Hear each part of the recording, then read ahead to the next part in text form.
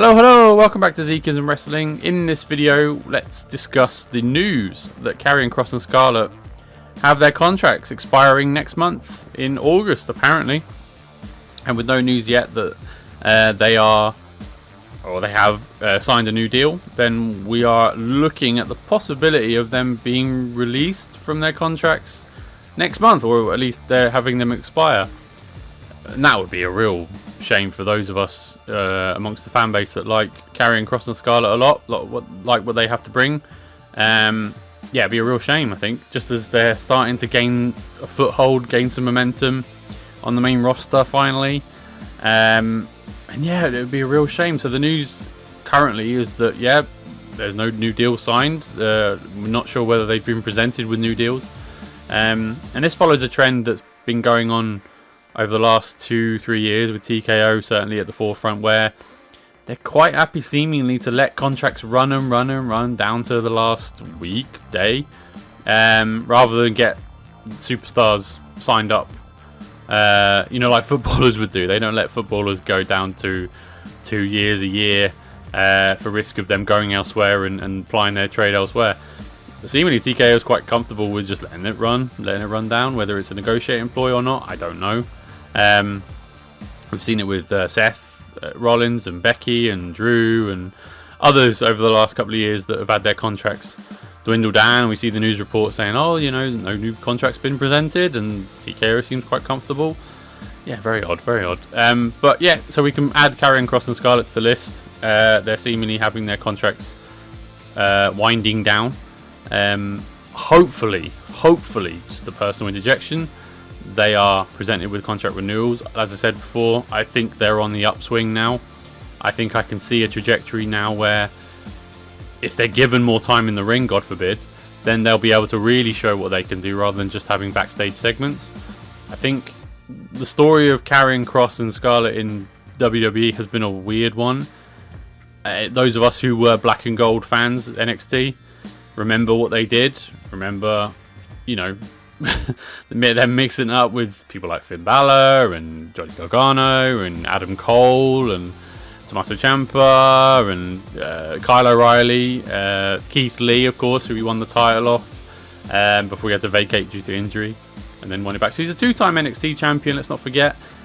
He had that botched call-up, not of his own making, on Monday Night Raw on, was it July 2021? Vince brought him up, put him in that weird outfit.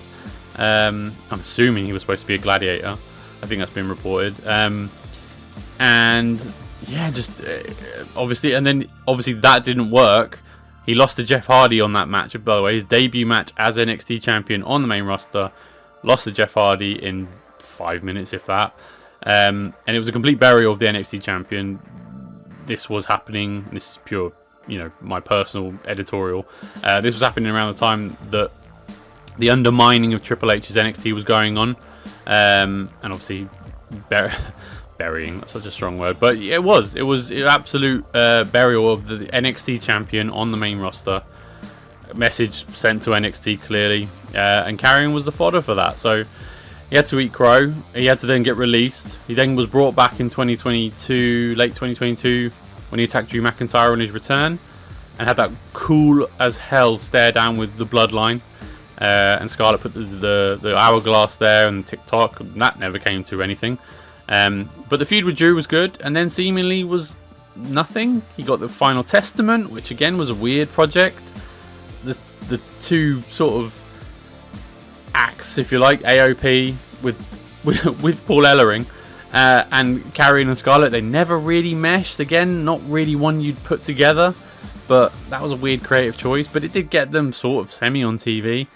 They had a feud with Bobby Lashley and the Hurt Business that they lost at Mania 40. And then that's been it. There's been sort of little to no Karrion Kross and Scarlett for about a year, until this year, when I understand Karrion sort of took it upon himself to go after the social media crowd, and those of us who have seen what he's been doing online, or doing what he's been doing in the indies, and he went to Bloodsport obviously, are impressed. And I think you only have to look at the reaction he got in the Saudi show the week before, where he faced Sami in a real showpiece for him. You know, he might have lost the match, but I think he won the day, if you like. You know, even though Sami won the match. And I think he's proving a lot of people wrong. I think it'd be a weird time to release him from the contract when he's on the up. And I think hard work should be rewarded. And I think you can see the hard work he's been putting in, either in his promo work, which has always been good, but I think he's been purposeful and very calculated over the last, God knows how long, 6 to 9 months.